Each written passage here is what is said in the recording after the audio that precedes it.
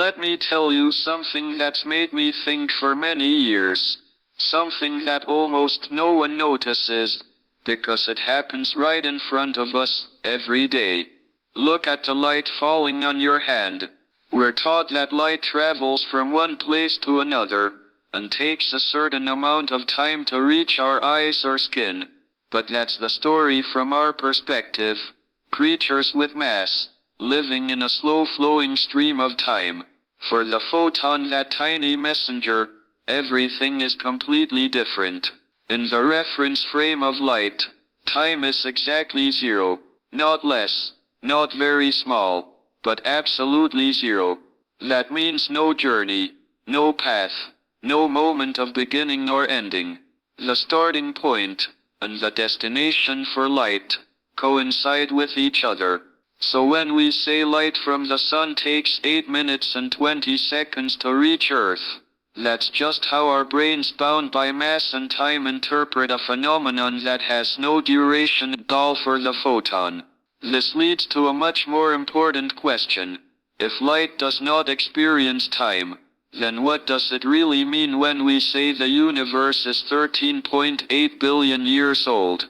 Is the age of the universe a physical fact, or just the way we slow-moving creatures in space-time try to describe something that light always perceives as a single moment?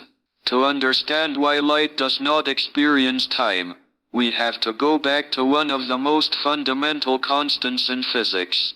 299,792,458 meters per second. We usually call that the speed of light.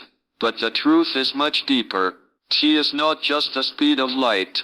It's the maximum speed at which any form of information and causality can propagate in the universe. In 1987, when astronomers observed supernova SN 1987, they measured light and neutrinos from the explosion arriving at Earth almost simultaneously, even though they had tapes. Note some to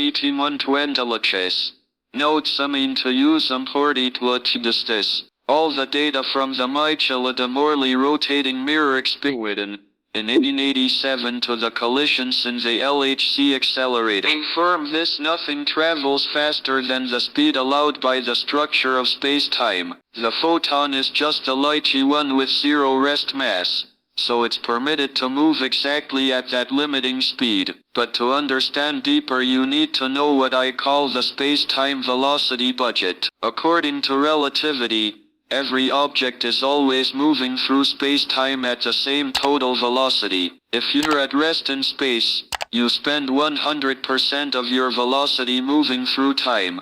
You age normally 1 second per second. But when you speed up in space, you have to divert some of that velocity away from time. This isn't just very atomic clocks on GPS satellites, traveling at about 14,000 kilometers per hour, run faster by 38 microseconds per day, compared to clocks on Earth. Engineers have to adjust them constantly, so the navigation system doesn't drift by tens of kilometers. And because this velocity budget is fixed, the faster you move through space, the slower you move through time. At sufficiently high speeds, time starts to bend, stretch, and eventually, when approaching C, it nearly stops altogether. Once you grasp this, you'll see clearly that time dilation isn't magic. It's a simple consequence of the architecture of the universe. Now, I want you to join me in a thought experiment, one that has helped generations of physics students realize something human intuition always resists. Time is not invariant. Imagine right in front of you is a very familiar analog clock, with a white face, 3 hands on a red second hand ticking steadily.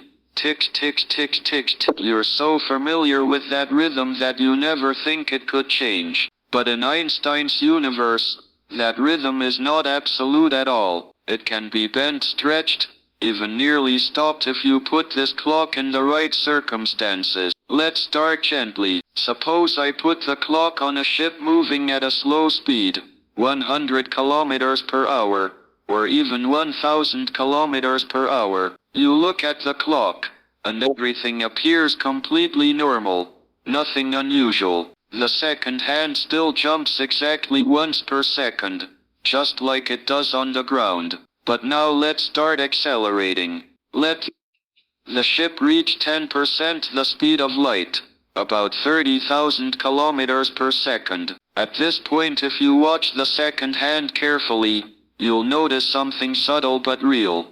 It moves more slowly, not because the image is distorted, not because of distance or visual interference, but because time in the clock's reference frame is genuinely flowing more slowly. Accelerate further, to 50% the speed of light, about 150,000 kilometers per second. Now, you can't deny it anymore. The second hand becomes almost sluggish, dragging from mark to mark. 1 second for the clock on the ship seen from Earth might stretch to more than 1.5 seconds. You're witnessing time itself changing, with velocity exactly as Einstein's equations predicted over 100 years ago. And remember, this isn't just imagination. We measure it every day. Atomic clocks on GPS satellites, traveling at about 14,000 kilometers per hour, run faster than ground clocks by about 38 microseconds per day. If engineers didn't correct for time dilation, your Google Maps would be off by tens of kilometers within just 24 hours. But our thought experiment hasn't reached the most interesting part yet. Let's accelerate the ship to 90% the speed of light, about 270,000 kilometers per second. At this point, time on the ship is dramatically stretched. 1 second on the ship equals more than 2 seconds on Earth. People on the ship feel everything completely normal. They still breathe normally. Their clocks still tick at the familiar pace. But to you observing from outside, their clock seems choked. The second hand creeps forward, as if stuck in honey. And now, let's push to the limit. Humanity can only dream of 99.9% the speed of light. At this speed, time on the ship is nearly frozen. 1 hour passing for someone on the ship could correspond to years on Earth. This is the essence of the twin paradox. If you have a twin sibling and one of you boards a spaceship traveling it fast enough, when they return they'll be younger than the one who stayed behind. Many people hear this and think it's a philosophical joke, but it's Einstein's mathematics, confirmed by atomic clocks and particle accelerators. Imagine a pair of twins. One stays home paying taxes and working every day, while the other travels the cosmos and returns younger. An anti-aging strategy the cosmetics industry could never match. But all of this is just preparation for an even stranger truth. We've only approached the speed of light. The big question waiting ahead is what happens if we reach that absolute limit. What happens if your ship, your clock, and you yourself touch the speed of light? If you could reach the speed of light, time would disappear. That statement may sound philosophical, but it's the cold conclusion of mathematics etched into the equations Einstein published in 1905. As you accelerate significantly, you encounter a quantity called gamma, the factor describing how much time is dilated. At 10% the speed of light, gamma is barely different from 1, so you feel nothing special. At 50%, gamma rises to about 1.15. Time starts to flow a bit differently. At 90%, gamma jumps to 2.29. At 99%, gamma is 7. At 99.9%, gamma is 22.4. But most importantly, as you approach 100%, gamma is infinity. And when gamma is infinite, time dilation becomes infinite. This means not a single second can pass for you. You enter a state where your time rhythm is stretched to the point where all change becomes impossible. In your reference frame, every process stops. Your heart, if it still makes sense to call it beating, could not have a new beat. Not because you die, but because beat no longer exists when time doesn't flow. But that's only half the story. As gamma is going increases, not only is time bent, space is also compressed. The length contraction formula tells us length in the direction of motion shrinks by the original length divided by gamma. So at 90% c your ship shortens a bit, at 99.9% c, it's squeezed dramatically, and at 100% c, if a massive object could achieve it, length would be compressed to exactly zero. You no longer see distance. No more path, just a single point. And when time stops while space contracts simultaneously, you step into the strange but completely real world of the photon. A photon has zero rest mass, so it's allowed to travel at the speed of light. And because it moves at exactly the speed of light, its gamma is infinite, resulting in time equaling zero. No before and after. No moment of departure. No moment of arrival. Everything is a single moment. A photon also doesn't experience distance the way we understand it. Space in the direction of motion is compressed to the point that the entire universe from the photon's perspective becomes a dimensionless point. An eternal moment. A single point. An absolute present with no time. Consider a familiar example, a photon leaving the sun. We say light takes 8 minutes and 20 seconds to travel from the sun to Earth. That's correct from our observation. But for the photon, the instant it leaves the sun's surface, and the instant it hits your eye, are the same moment. Not because it travels too fast to feel time, but because in the photon's reference frame, there is no time to feel. The photon doesn't travel through the 150 million kilometers distance. That distance contracts to zero for it. For the photon, the sun and Earth touch each other. Even the distance to a galaxy 2.5 million light years away, like Andromeda, contracts to zero from the perspective of a photon emitted from it. This is why you have to be very careful when using the phrase light travels. From light's point of view, it doesn't travel. It simply exists in a state where the entire space-time along its path collapses into a single point, and this completely erases the sense of a vast universe. The universe may be as vast as it appears from the perspective of massive beings like us, and that's still true. But from the photon's perspective, the universe isn't vast. It isn't long. It has no distance. The universe is just a solitary dimensionless point. You see, when you look at the world through the eyes of light, you don't just break intuition. You break the familiar structure of reality. Distance disappears. Time disappears. And the universe shrinks into an instantaneous structure. This brings us to one of the most profound concepts in all of modern physics. The four-dimensional block universe. There, time doesn't flow like a river. It exists like a spatial dimension. Past, present, and future are merely different slices of a single structure. Einstein once said something that sounds philosophical but is actually a precise description of the universe's structure. The distinction between past, present, and future is only a stubbornly persistent illusion. When you first hear this, it sounds like a classic example of Einstein's vague profundity. But when you place it in the context of relativity and what we've just seen through the photon's perspective, you realize he wasn't speaking metaphorically. He was describing a fundamental truth. The universe doesn't flow. It exists. And to visualize that, imagine you're holding a long loaf of bread. Each slice is a moment of the universe. One slice is the Big Bang. One is when the first galaxies formed. One is when Earth cooled.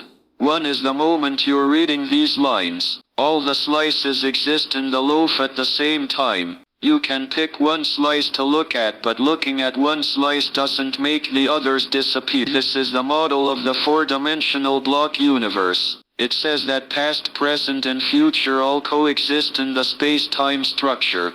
They don't happen. They simply are. What makes the block universe so strange to our intuition is there is no common present for all observers. What you call now is not the now of someone on the International Space Station, and certainly not the now of a galaxy billions of light years away. Relativity says that your plane of time, the slice you're standing on, depends on your velocity and position in space-time. If you're moving fast, your now tilts. Two observers moving differently will cut the loaf at different slices and will never agree on which moment is right now. Space-time doesn't favor anyone. It doesn't pick out any special slice to call the absolute present. It's just a static four-dimensional block, and depending on you, the observer, you select a slice to call now. This isn't philosophy, it's a direct mathematical consequence of relativity. And when you combine this with the perspective of light,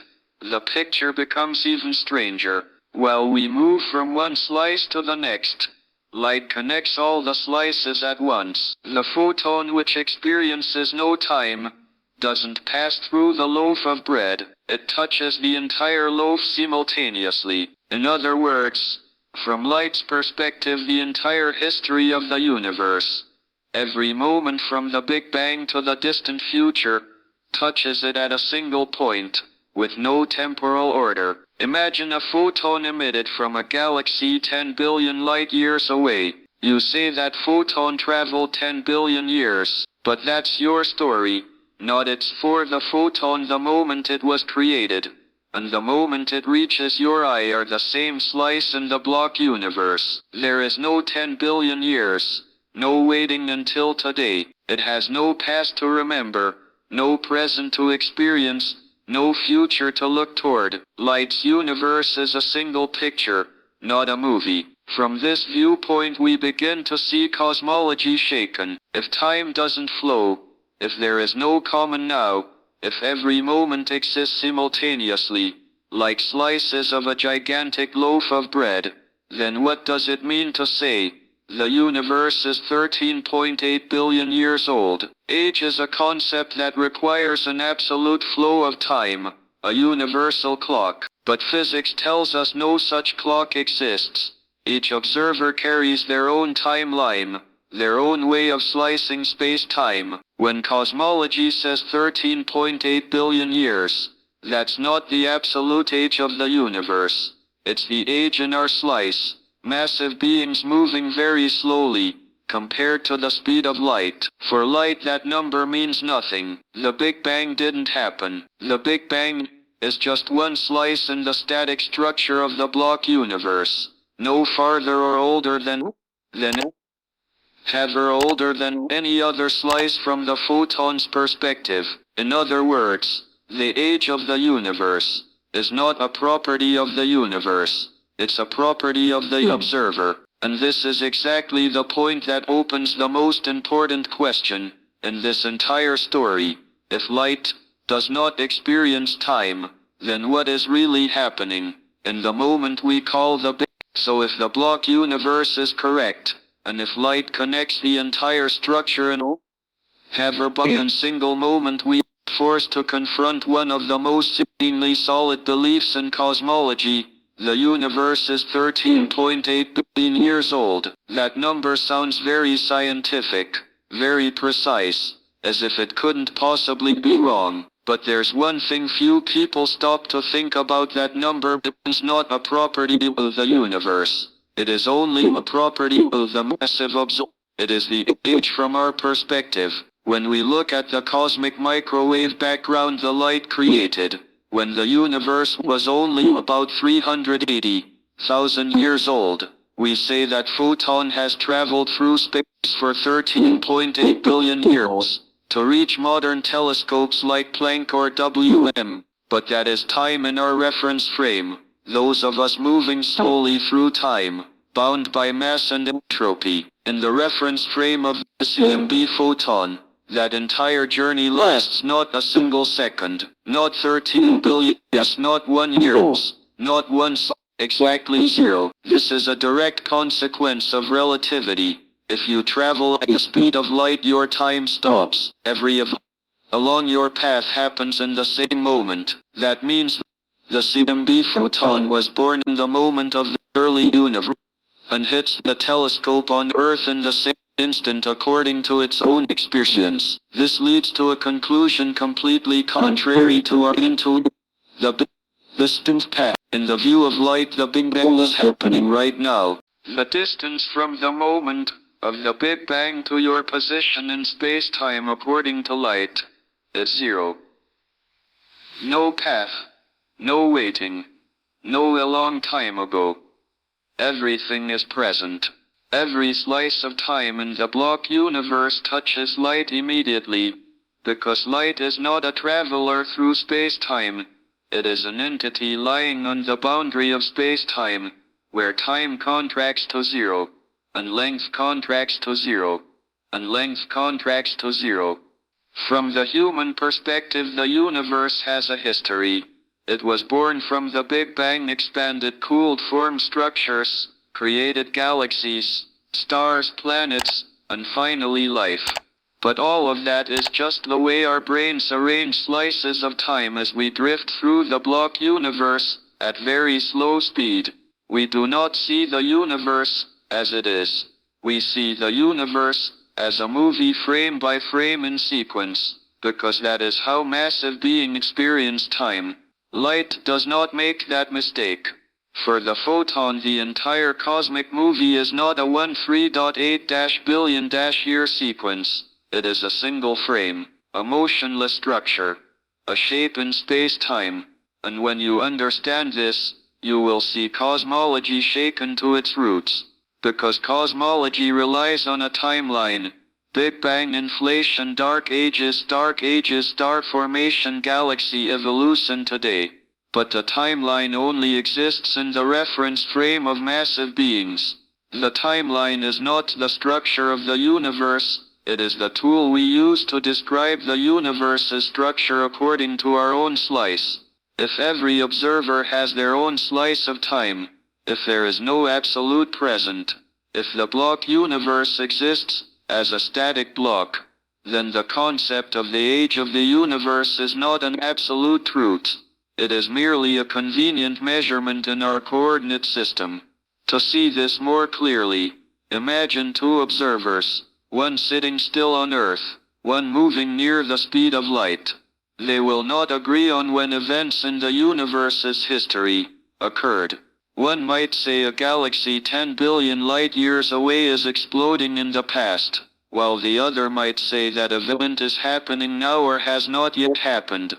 If two people cannot agree on what is past, present, or future, then how can there be a common age of the universe? The answer is there cannot be. The inevitable loses only a relative age, not an absolute one. And when you add the perspective of the photon, this becomes obvious. The Big Bang is always in the present, always in the same moment with every point in the block universe. Light does not experience history. It experiences structure. It does not see the universe developing, it sees a complete shape. From here we can state a sentence. Powerful, controversial, but completely in line with physics. The universe has no history. The universe only has structure. History is just the way we slow massive entities read that structure as we move through it at speeds far slower than the speed of light. And when we say the universe ages, we are talking about our own age within the block universe, not the age of the universe. Light does not age. It does not wait. It does not experience the past. It is simply exists in an eternal present, where the Big Bang star formation and the moment you are reading these lines all touch it at the same time. So if light exists in an eternal present, where the Big Bang and the moment you are sitting here are just a single point, then an important question arises. Why don't we live in that world? Why are humans and all matter with mass forced to slide along the flow of time? The answer lies in our very physical structure, mass and entropy. These are the two factors that trap humans in time. Unable to escape, unable to stand outside, and unable to experience the universe like light. First, let's talk about mass. In Einstein's 1905 model, confirmed hundreds of times by later experiments, any object with mass cannot reach the speed of light, because it would require infinite energy. That means we cannot move fully through space like a photon. When an object is at rest, almost all of its velocity budget goes into moving through time. The faster you accelerate through space, the slower your passage through time becomes. Something measured precisely in atomic clock experiments, like the Half-Illy-Keating experiment, in 1971, when two clocks on jet planes showed differences from ground clocks exactly as predicted by relativity. But no matter how much you accelerate, you still cannot escape time. Your mass forces you to experience it. The 70-80 kilograms body of an adult is made up of about 10 Earth's massive particles. Each one is pulling you through the block universe, forcing you to age, to change, to go through every second like every other living being. Mass doesn't just make you endure time, it makes you create time. And this is where entropy enters the picture. Entropy, named by Rudolf Clausius in 1865, and later described by Boltzmann with the famous equation S equals sine k log W, is a measure of a system's disorder. The second law of thermodynamics states that entropy always increases in a closed system. This is not a subjective observation. It is a physical law confirmed in every experiment, from the nanoscale to astronomical scales. When entropy increases, it creates an arrow of time. The thing that lets us distinguish before from after. Without increasing entropy, the universe would be like a still photograph. Every moment would be the same. But because entropy always increases, we have memories of the past lower entropy, and cannot remember the future higher entropy. The human brain stores information by changing the physical state of neurons, a process that increases local entropy. In other words, you remember the past because your brain has become more disordered in recording it, and because entropy cannot be reversed. Memory cannot be reversed. That is why the future exists, not because it hasn't happened yet, but because entropy hasn't yet imprinted itself on your brain. When you compare this to the photon, the contrast becomes almost cruelly clear. Photon has no mass, is not forced to experience time.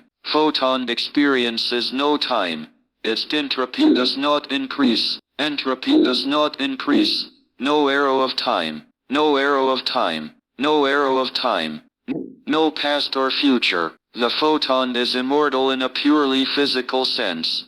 It cannot age. A photon emitted from the supernova Sen 1987A explosion, 168,000 light-years from Earth, when it reached astronomers' hands in 1987, was still fresh, exactly as the moment it was created, according to its own experience. Meanwhile, we humans are different. Our space-time world line stretches from birth to death. Every second that passes, entropy pushes us to the next slice of time in the block universe.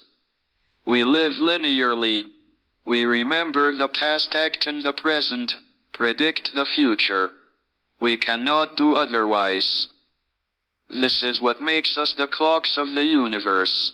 Our bodies, our memories, our transformations, all are evidence of the arrow of time's existence. Every time your heart beats, you are creating a tick of the thermodynamic clock. Every time you learn something new, your brain changes its microscopic structure, increases entropy, and pushes you one step further along the time axis. The universe does not measure time. Light does not measure time. We measure time. But this very opposition illuminates a beautiful and painful truth. Humans are finite, while light is eternal. Humans move through time, while light exists outside time. We have a story while the photon does not, and that is why our existence has meaning. If we were like light, unchanging, timeless, without memory, we would have no childhood, no adulthood, no future to hope for, no past to love. Finitude is the gift that creates meaning. It is precisely because of mass and entropy that we know what a day passing means. What I am different now means what it means to live. The universe, seen through the eyes of a photon, is eternal, beautiful but cold. The universe, seen through human eyes, is brief, fragile but full of emotion and meaning. And perhaps it is that very fragility, that finitude, that makes life worth living. And if all of this is true, that photons do not experience time, that the Big Bang is happening right now, in the reference frame of light, that we only see the universe through our own slow clock, then we are forced to confront a conclusion that is both scientific and philosophical. Light is the deepest foundation of reality. It does not age, does not change, does not pass through moments. It exists in an West, in an absolute present, that no massive being can reach. And for that reason it is older than time. Not because it lives longer, but because time does not apply to it. Everything we call the history of the universe, the formation of galaxies, the death of stars, the evolutionary journey of life, is actually a movie that only humans can watch. We watch it frame by frame, second by second, pulled along by mass and entropy, like someone watching a slow-motion film. But the universe itself, seen through the eyes of light, is not a movie at all. It is an instantaneous flash of existence, a single, unchanging structure, with no beginning and no end. Past, present, future. These three labels only have meaning in the experience of beings with mass and memory. Try doing something simple. Tonight, when the sky is clear enough, look up. Pick any star. The moment its light touches your eyes, remember that you are not observing a distant object in the past. You are touching it. You and that star are connected directly through a space-time bridge. To you that light has traveled hundreds, thousands, sometimes millions of years. But to the very photon touching you, that journey does not exist. It did not leave the star in the past. It did not arrive at you in the present. From its perspective, you and that star stand at the same point in the block universe. And if that is the case, we must rewrite the way we understand the universe. Traditional cosmology tells the story of the universe as if it has an absolute timeline. The early epoch, the galaxy formation epoch, the present. That time is not the skeleton of the universe. Time is only an illusion of massive entities, beings swept along by the increase of entropy. Light does not share that illusion. It sees the universe exactly as it is, a structure, not a story. Perhaps you've seen this when looking at the cosmic microwave background map. We call it the oldest light. That light has no age, only we do. That picture is not a photograph of the past. It is another slice of the block universe that we have coincidentally cut through. The universe is not a flow. It is geometry, and light is the only thing that gives us a glimpse of that geometry. This is precisely why every fundamental equation in physics, from electromagnetism to relativity, favors light. It is the constant, the standard, the absolute unit that nature chose to build its architecture. Light is the language of the universe. Time is our language. When you understand that opposition, you will begin to see the profound beauty of reality. We only see the universe as a story because we are slow enough to tell it. A photon has no story to tell. It has no childhood, no journey, no memory. It only has existence. an eternal existence in a timeless moment. But it is precisely because we are not like light that life becomes meaningful. We age, we change, we experience. We love, lose hope, and leave our mark on our own space-time curve. We are temporary beings living in an eternal universe, and that temporariness makes every moment precious. When I say that cosmology may need to be rewritten, I do not mean that the equations or observational data are wrong. They are still correct, still accurate. But the story we tell about the universe, the story of age, of evolution, of flow, is only true in the world of beings bound by time. It is not the story that light tells. And if we want to understand the universe truly, not just the universe as humans see it, we must start from light. Light, not time, is the foundation of reality. And from here another door opens. If time is an illusion, then what makes that illusion so persistent? What makes the past different from the present, and the present different from the future? What creates the arrows of time that appear in psychology, in thermodynamics, in the evolution of the universe? To answer those questions, we must step into an even deeper realm, entropy and the true nature of the time dimension. But that is a long story, and it is a story that will take us to the very age of human understanding. If these discoveries make you see the universe as more wondrous than before, please hit subscribe so you don't miss the next journeys. See you in the next video, where we continue to unlock the deepest secrets of reality.